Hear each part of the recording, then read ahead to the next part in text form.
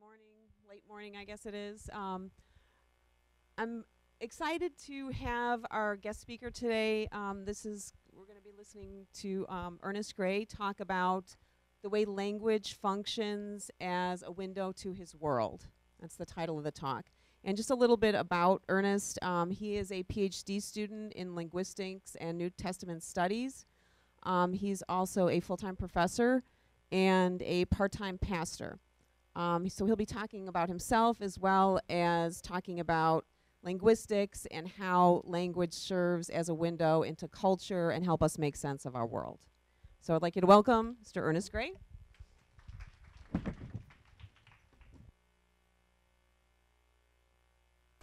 Can you hear me okay? Are you picking me up now?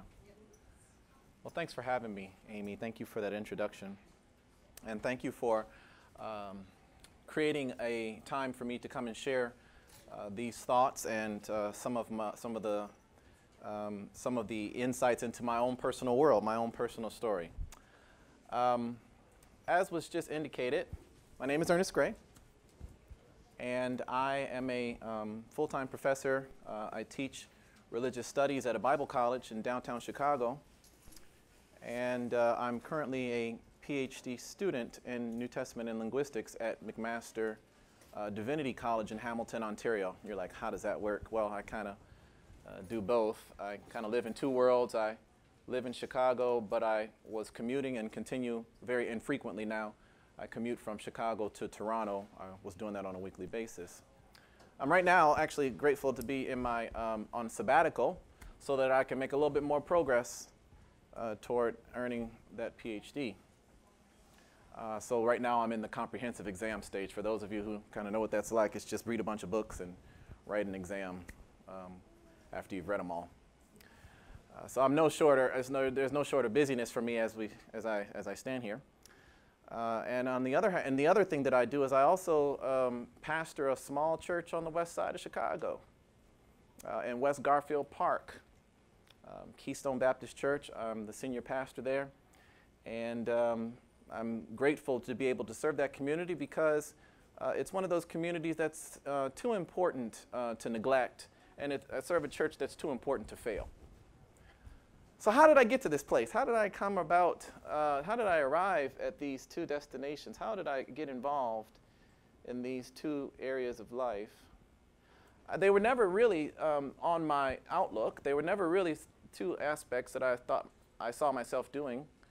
But nevertheless, and considering the nature of our discussion and the outcome of what I hope to provide you as the student, I stand here before you just a tad bit nervous. I've never done a talk kind of like this before. Although a few weeks ago I was privileged to share some of what I will share with you today during the Human Library event hosted by Troy and others that were able to participate.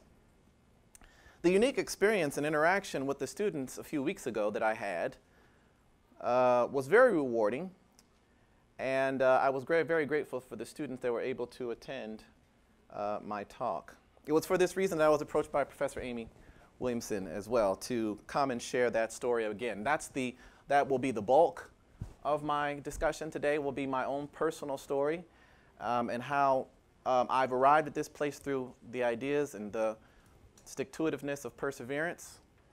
And hopefully as I conclude that story, as I conclude sharing with you that story, I hope to apply some of what I've been actually gleaning in my own PhD studies to my own story to help you comprehend how language can function and accomplish various things. So then, at the end of our time today, I will pause for questions. I will entertain your inquiries to hopefully serve as a resource to you, an example, and perhaps even more importantly, an example of perseverance. Okay? As I indicated, I don't know if it was shared, I can't recall, I didn't hear the very outset there, but I grew up in the lower middle class section of the southern suburb of Chicago, a little town called University Park. And like most individuals, growing up, I never really took inventory of the environment and how it compared against other environments.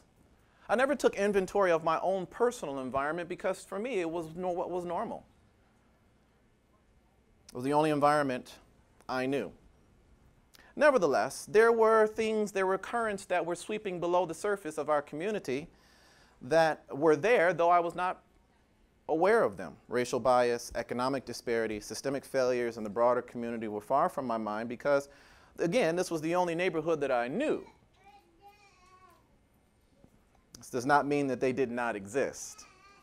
Like a current that lulls beneath the surface, I can look back now and see that they did exist, sweeping through the neighborhood, always present, at times even carrying off those who struggled to adjust. So I can recall the sights and sounds of my upbringing. I can recall the small neighborhood that I resided in. And when I look back now, I recognize that there was a saga of strife in my personal family history. Strife. We like to call it sometimes dysfunction. To this day, I'm uncertain, that dysfunction took a couple of forms. It is a story of mental illness, trauma, and pain these are aspects that characterize my own upbringing.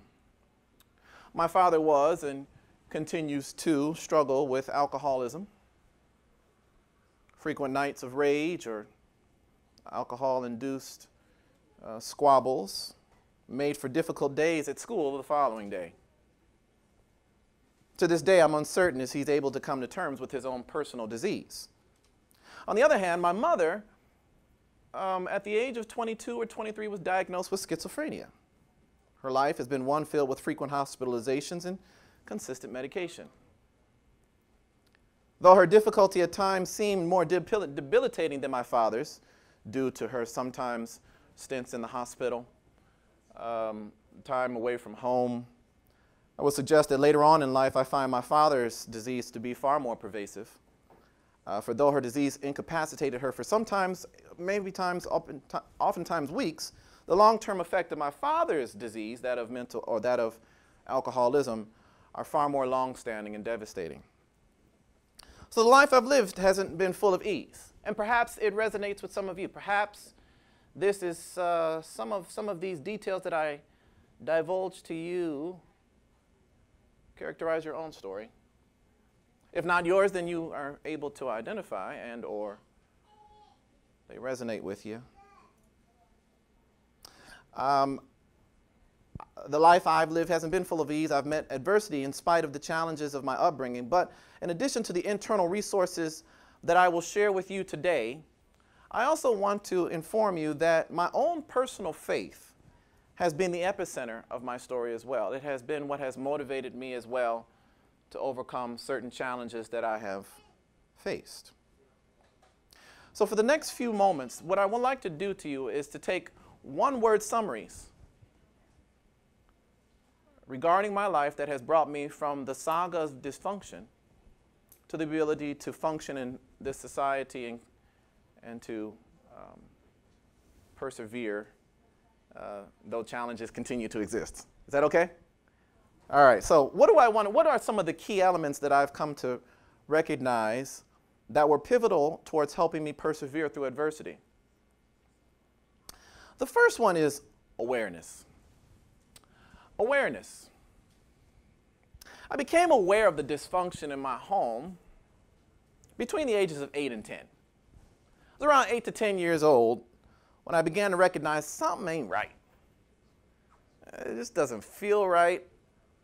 Why is it that my mother is not responding to my questions when I'm talking to her? Why is she not lucid? Why is she not able to care for me when I'm asking her questions? Why is it that she's not quite grasping onto me right now? Why is she off seemingly in another world? It was during this time that I believe my mother had her first psychotic break. I can recall the emotional difficulty and the confusion that set in, not knowing where my mother was, why she was acting so strangely. Of course, I know now, that the dopamine levels in her brain were elevated and several other chemical factors in her brain were running awry, but I didn't know it then. This feeling was further heightened by seeing her days later in a seemingly docile state in the hospital that she was being treated in. But it wasn't just her mental illness that swept through our home. My father's alcoholism, as mentioned before, swept through our home. It was equally as debilitating and also cascaded through our home. But it took time, however, time for me to come to terms with the disarray. It took time for me to determine what was normative. What was normal for me? What was normal? Because I didn't have any external picture to measure against or to look to.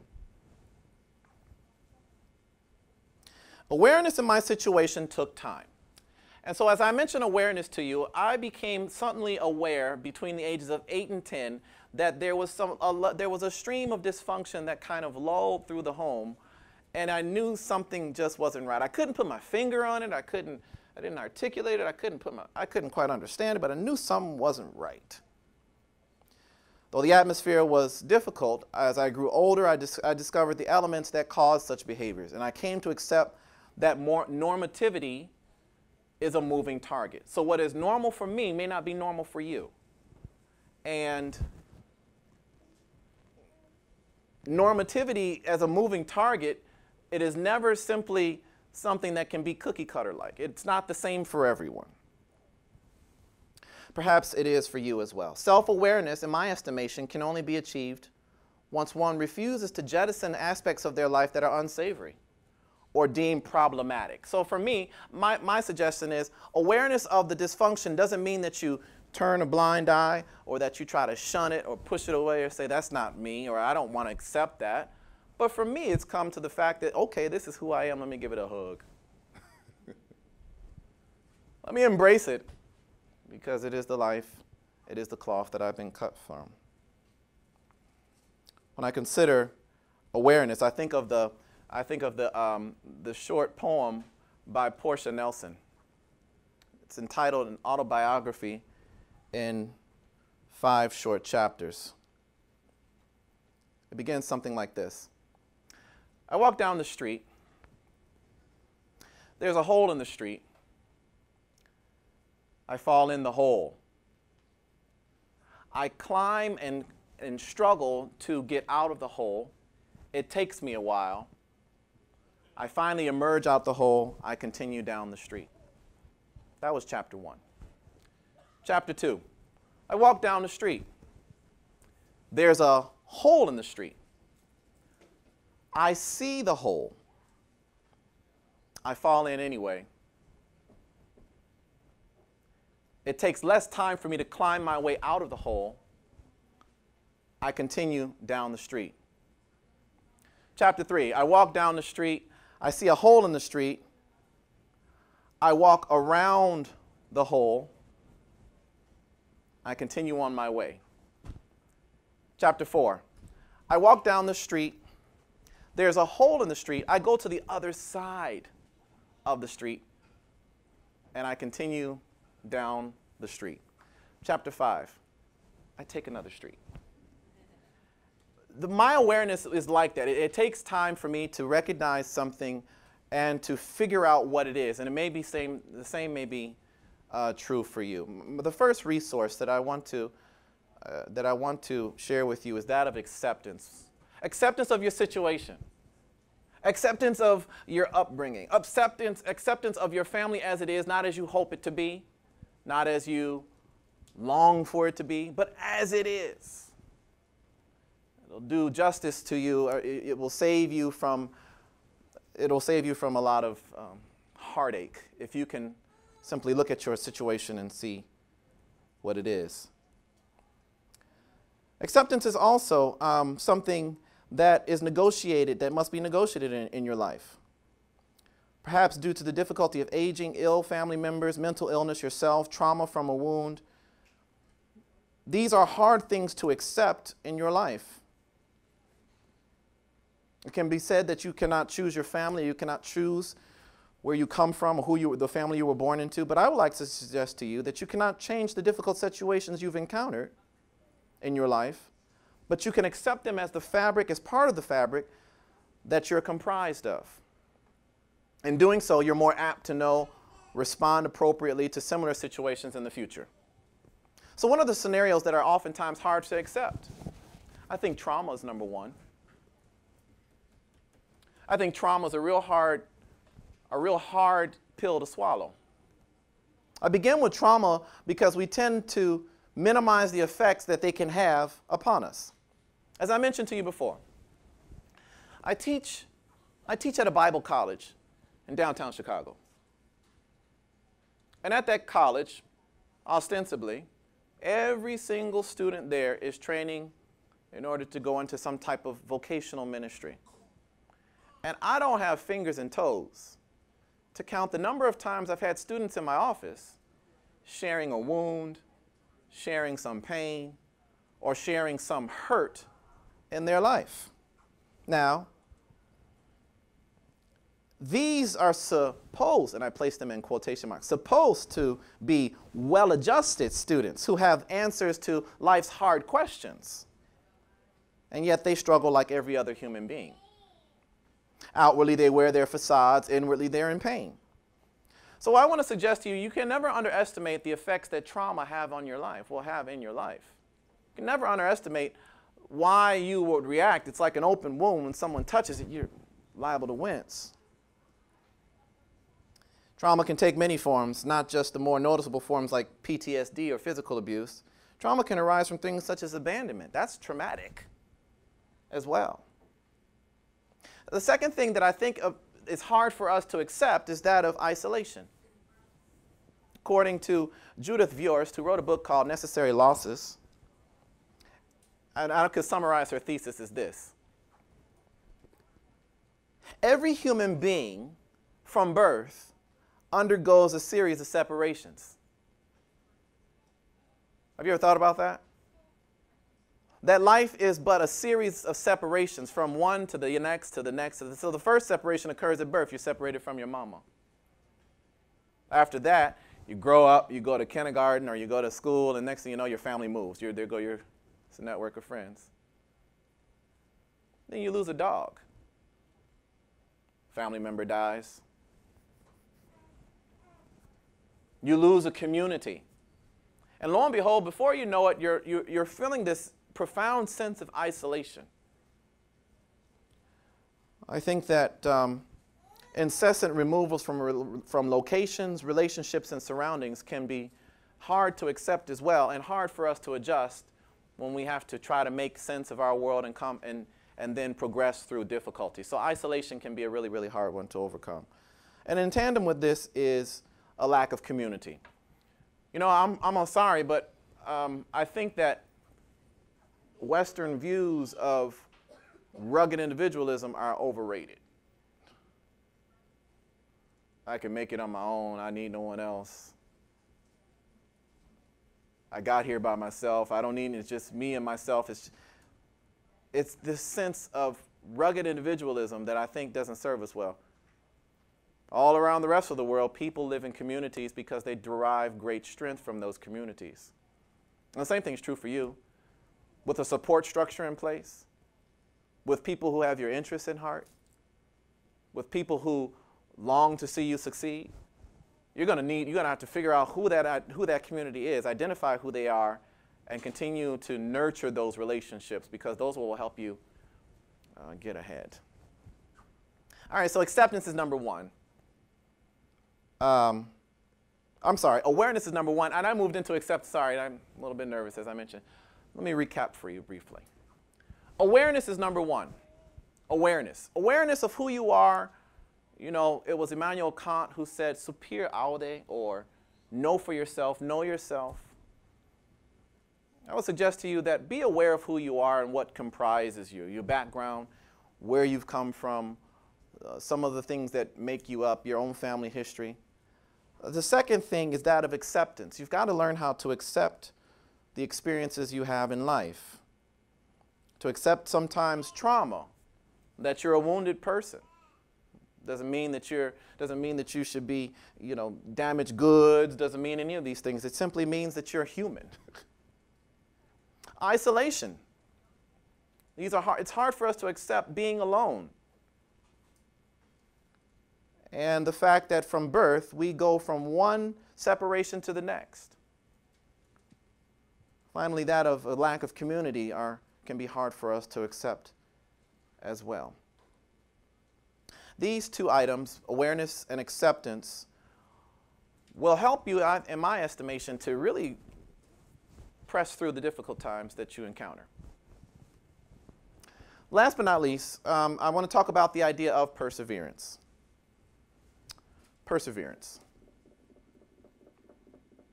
Knowing that awareness and acceptance are two items that are indispensable, that you must embrace, how then does one find the courage to push through challenges and the flat tires of life?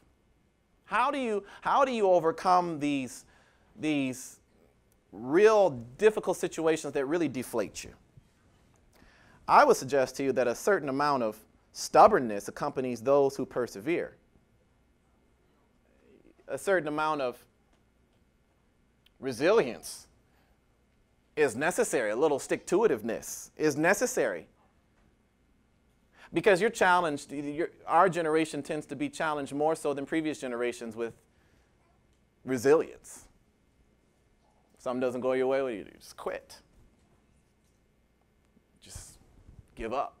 Do something else. I don't really believe that this generation has a greater propensity towards quitting than previous generations. I just find that we weigh our options and we try to sometimes take an easier route as opposed to digging our heels in and really going after what we really want.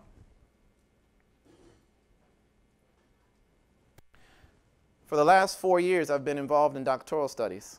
And during my first year, as I was trying to figure out the methodological schema, or the method that will help me answer my big research question that I'll write my book on, I was looking at Wikipedia to figure out this fellow named Michael Halliday. Michael Halliday is a linguist. And outside of somebody, say, like Noam Chomsky, who's another very famous linguist, Michael Halliday is probably the most famous linguist in the last 100 years. He coined the phrase systemic functional linguistics to see language as doing something. Language accomplishes something. And in trying to articulate what this method is all about, I didn't realize that I looked on Wikipedia and I wound up copying verbatim what it exactly was. Several iterations of a paper I was writing later, I didn't even realize that I had literally taken and plagiarized the Wikipedia page. Oops. How many of you have ever done that before? Oh, don't raise your hand. I don't want to know. It happens. It sure enough happened to me. It is the one thing that makes professors, myself included, wince when we find out that some work is not your own. Well, I tried to brush it off, to go to my professor and say, hey, look, plagiarism to me has a degree of intentionality. I didn't intend to pull it over your eyes. I didn't intend to deceive you. I just failed to cite well. Well, long story short, it didn't work out anyway, and I wound up getting a C in the class. And in doctoral studies, C's just don't cut the mustard. You like that? C, Troy, C for cut the mustard. They don't cut the mustard. You got to take the class again. Now I'm thinking to myself, get out of here.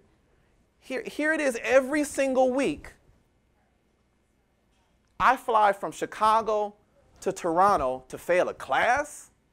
I come back home every single week to teach at my own college, twice, 3-hour lectures during the week, and then every single week for 2 years. You mean to tell me I've dedicated this time, my energy, only to fail this class? Oh, I wanted to quit. So this is too much. Thousands of dollars spent in airfare, sleepless nights. You ever notice how you do those all-nighters and you're just not the same for like 2 or 3 days later? Yeah, I lived on. I think I really had a couple of caseloads of 5-hour energy during those years. But I wasn't ready to throw in the towel. Has a scenario like that ever happened to you, where you were trying your best here at school, doing everything you could to come to class, to be there on time, to do the work, to read the book, to turn the paper in and you still failed? Or didn't get the grade that you longed for? Make you want to quit?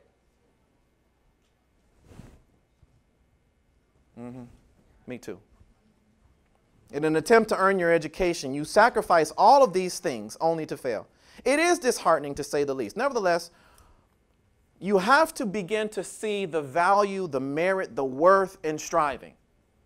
I think that persevering will ultimately yield preservation, preserving you, sustaining you, to help you realize your goals. And it demands a dogged stubbornness. A dogged stubbornness. According to a December 2011 article in Psychology Today, in another life, I wanted to be a psychologist, but it didn't work out. That's what my wife is, or she's studied. According to this article in Psychology Today, dopamine is the fuel that keeps people motivated to persevere and achieve a goal. You have the power to increase your production of dopamine by changing your attitude and behavior, to see your situation as an opportunity to strive. Also knowing that the reward molecule is being linked to forming lifelong habits such as perseverance. Neuroscientists have known for years that dopamine is linked to positive behavior reinforcement and the ding, ding, ding, jackpot feeling of when you accomplish a goal. Recently, they have also discovered the specific receptors that link dopamine directly to the formation of good and bad habits, so it can help you break bad habits like to quit smoking or any addictive behaviors that are involved therein. You need to persevere because once you achieve your goal, the rewards could be euphoric. Yeah, I took the class again. Yeah, I hate that I had to do it. But I learned something about it. Guess what? I cite really well right now. I cite real good. I don't let I cite everything. I give credit where credit is due, and so should you when you're writing your research. These 3 items that I share with you today, those being awareness, acceptance, and perseverance, are 3 factors that at least have been part of my personal story that I share with you. And my journey has not come to its conclusion. I continue to make withdrawals from these resources as I press on. And I think that you should as well, because it won't get any easier. And if the goals you want to achieve were easy, you would have already had them by now. Last time I checked, they don't give away degrees. You've really got to earn them. That is my story. And it reminds me of the importance of looking at my story, writing it down, and having it before me, because it is essentially my way of making sense of the world that I inherited. I did grow up with a very difficult situation, but these elements have helped me to overcome some of the challenges that I continue to face. I also have a wonderful wife, so she helps me all along the way. Yeah. Now let me just take a few moments and just share with you what in my own theory, how language works, applying my theory by Michael Halliday to what I've just shared with you. So this guy Halliday creates this view of language as accomplishing something. He calls it a functional approach to language. And you're like, yeah, of course, language does things, right? It accomplishes things. And I say, yes, of course it does. But looking at my story, I took it and I picked it apart. And I looked at the various functions embedded in it. Michael Halliday sees that at every level, within sentences and clauses, there are functions that can be ascertained. He calls them metafunctions. He sees them as bigger than life items that can help to ascertain different sociological elements and can help us frame how we use speech in different circumstances. For instance, if I say once upon a time, you automatically know I'm going to tell a fairy tale. And these certain cues oftentimes begin to help us choose what words are at our disposal in order to fit the context. I've chosen certain words of persuasion today. And the big idea that I've tried to do with you today, and applying the theory I'm studying to my own personal story, is that I've tried to be persuasive toward you in persevering in the face of difficulty. Persuasion has been the broadest scheme. It is the field of discourse from which I am drawing from. I've used terms such as alarming, recalling, awareness, acceptance, and perseverance.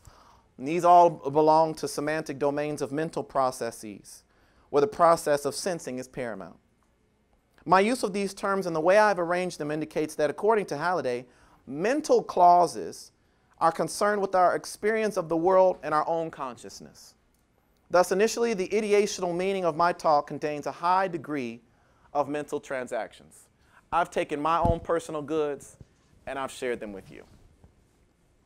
There's a second big function in language, and that's an interpersonal function between audience and between giver and receiver. With a high degree of direct address, first and second person personal pronouns and direct address, a high degree of indicative verbs, I've been able to share with you on a level that has sought to express my judgment on or attitude toward the content of this message. I've also shared with you a high degree of relationability in sharing my own story and divulging even personal effects and anecdotes that I've encountered. And the last piece is that of a textual function. The means by which I have shared this with you is both in print and verbally. I've attempted to share this information with you to be persuasive and informative. Hence, it was my goal to allow you to peer into my personal history, the anecdotal episodes, and finally, as I close, an allegorical metaphor in order to persuade you to persevere in the face of the adversity you have faced and will face in the future. Let me end with this whole thought of the life cycle of a salmon. Why is it necessary to persevere?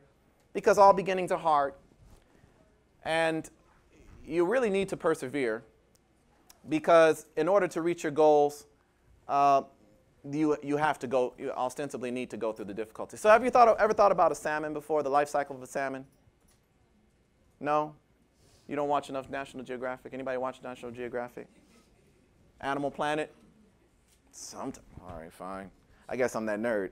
I enjoy watching the life cycle of a salmon. Salmon start off in some ubiquitous stream somewhere in Alaska where they start off as fertilized eggs. Two adult salmon come, they spawn, they embed their own larvae into the gravel, into the streams somewhere far inland in Alaska somewhere, for the most part. Once these small fish emerge from their eggs, these fish spend another month or so growing in size. They grow to about 1 inch. And then, not having any external pressure, something internally demands that they begin to swim downstream. They travel downstream and finally make it all the way to the ocean. There, between 12 and 16 months, these salmon quadruple in size. They build mass, they get big, they're in the middle of the ocean, and so they grow to great length, some of them up to 2 feet long or longer. After the time that they spend in the ocean growing and amassing weight, there it is again. Some innate quality, something in their brain triggers them and tells them that they need to reproduce before they die. And so they travel back to the same waters that they were spawned from, that they were birthed in. But this time, the journey isn't so easy. Because last time they were swimming with the stream, this time they have to go against the stream. Not only that, but in swimming upstream and mustering the energy to go against the grain, they have to dodge natural enemies bears that sit perched on rocks longing to snatch them out of the air, birds that are looking to grab them and make a nice meal. Not to mention fatigue. They just say, forget it, I'm done. I'm just going, ooh. Those that are successful make it all the way back to the same water that they were birthed from, and they're able to reproduce. Same thing is true for you. You were born in your environment. You had a loving environment, or the best environment, the environment that our Creator was able to place you in. And from there, you had things cared for. Your life was cared for, food was cared for. You decided you wanted to go to school, so you went downstream. But something clicked. You knew that you wanted to accomplish something in life. As you began to grow, you moved out of your parents' home. You decided you wanted to go to school. But it wasn't easy getting back upstream, or earning the degree wasn't easy. It demanded that you had to go against the grain. It demanded that you had to swim upstream. There were all kinds of setbacks that came at you. But in order for you to meet your goals and persevere through the adversity, you've got to swim up those difficult streams. You've got to meet them head on. You've got to accept the challenge that they bring, because there's value, there's worth, there's merit towards persevering to the end. Thanks.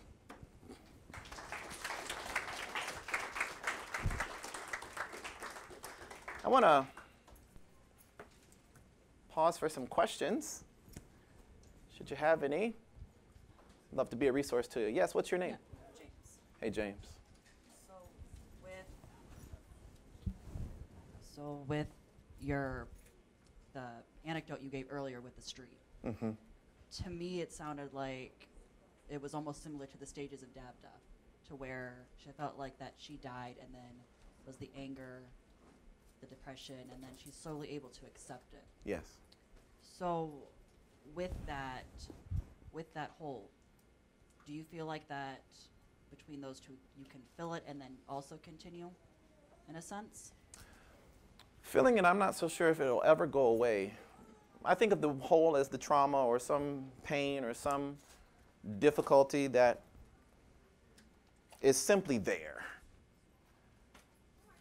It may serve a purpose to remain there, to keep you aware of it, so that you can know to avoid it and or know that it's always there lurking.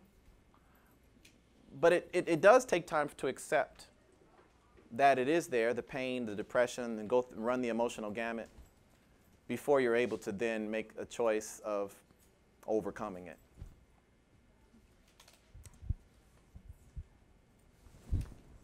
Other questions if you want to?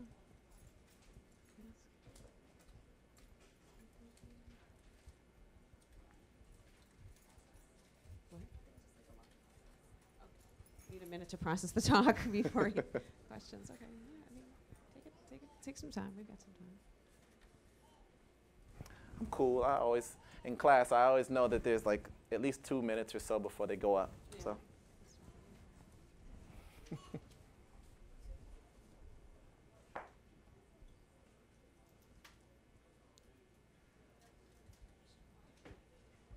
Why not, James? Yeah. Why not?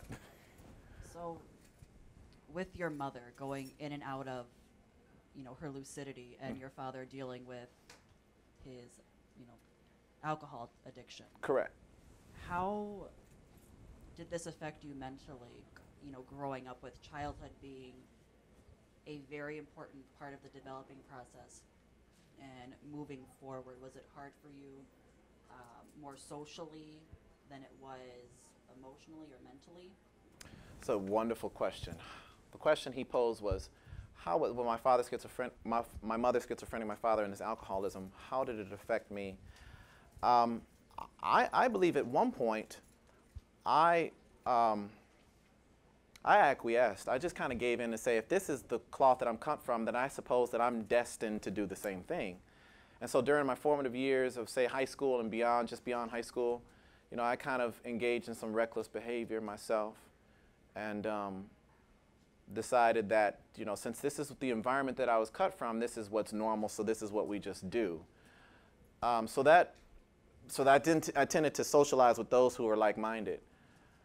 But it was after I was able to separate their own personal story from not necessarily being my own, or that I was fated towards being like them, or having, or like, particularly like my father. My mother's situation, well, both of them, I would imagine, are both can be hereditary. But it was at the point when I decided that, okay, the quality of my life, I wanted to be different. It was that awareness that I came to, that I wanted to have a different quality of life, that I was able to place their dysfunctions in perspective. Could you say that was like that light that came from the darkness that was your guiding light? Yeah, that was my own personal faith is a huge part of my story. My own personal faith, my own personal convictions is a monumental part of my story. I had a community of friends in high school that embraced me, and my best friend, his dad was a pastor too, so I always found myself in church. And I always gained great insight and clarity upon life. I gained bigger, broader views of what life can be like, the potential to have a better life than one I was experiencing due to that. Yeah.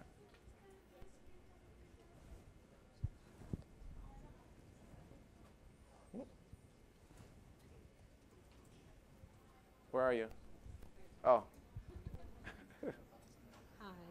With the advancement in medicine, did your mother finally get the right medications to help her? You know, the antipsychotics that she was on evolved. I think the current one she's on right now, I don't know the name off the top of my head, is one that has stuck with her, Geodon. But I'm not so sure that I know that there's always advances that are being made there. So it's always a mixed bag with trying to find the right, I hate to use the term cocktail, but the right balance for her was always a struggle. The one that she's on now seems to be one that works really, really well and limits the amount of triggers or episodes that she has. Yeah, definitely. Her story is also different too, because she has a faith commitment as well. So I think that has been a major function, a major support to her as well, is that prayer and faith has been a really important aspect for her.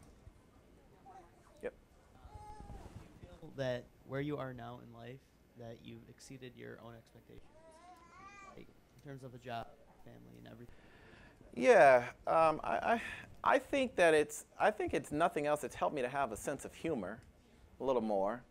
I never imagined that I would, again, it was not in my wildest dream or career plan to be a professor or a pastor.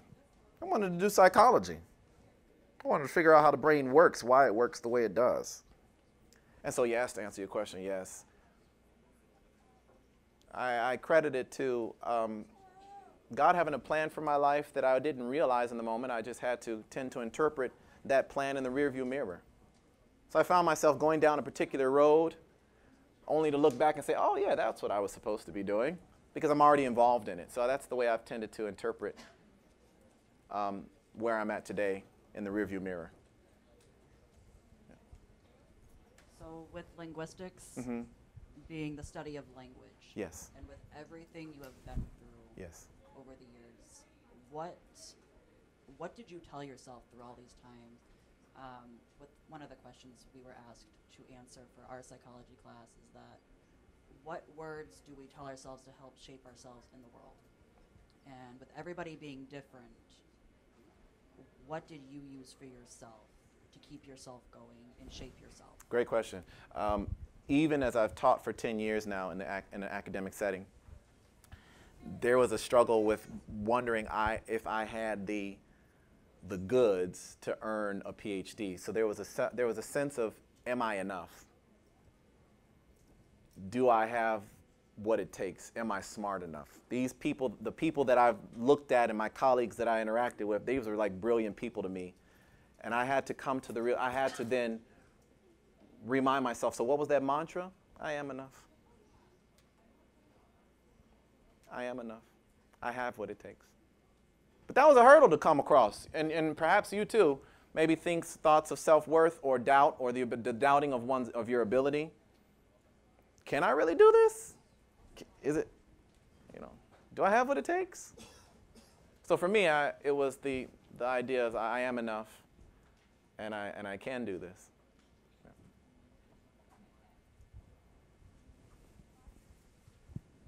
But it was a big hurdle to come to because I was teaching for a few years before I thought, do I really want to do a PhD? Can I do one? So, yeah. Since you didn't have a good role model in a father, what did you do in your life in order to really get what you needed? Yeah. Did you have people in your life, or what happened? What really helped you? What were some of those practical things that really helped you? Yeah, again, tied to my faith commitment, there were incredible men and women who made significant investments and modeled for me family values and the importance of making choices that would propel me towards having the future I want. And so it was those mentors. And again, I've had several at different stages of my life that were strategic in those moments to help me either embed some grit, and to help me look at the choices I was making so that I can make better ones that had more long-term, long-standing effect, or that would serve me better in the long run. So to say mentors, and these were people that were in my faith tradition. These were Christians who really invested their time and energy in me and helped me to see the value in making good choices, those that would help me live the life or achieve the life that I wanted to live. Any other questions?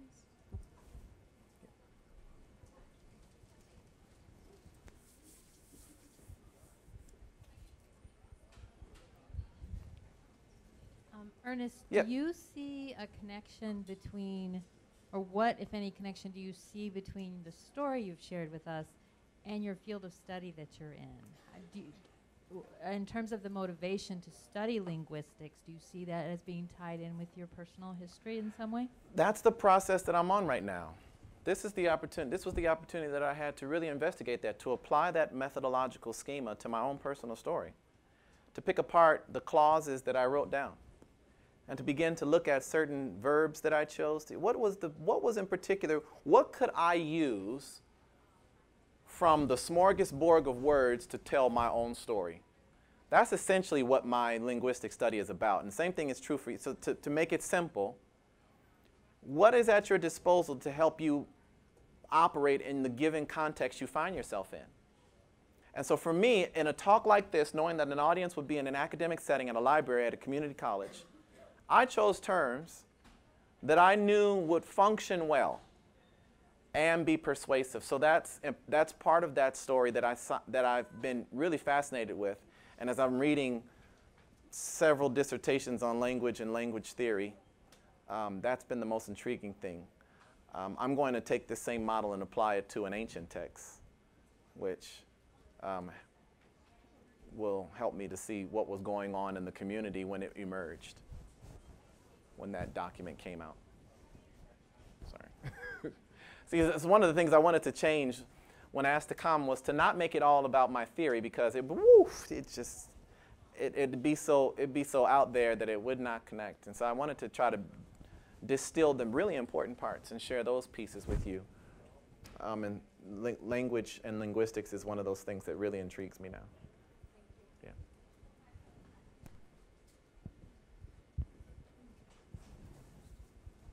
So when you were talking about your students earlier, and that they would seem to have the answer to all these hard questions, but when they came in and shared, they seemed just like a normal human being. Mm-hmm.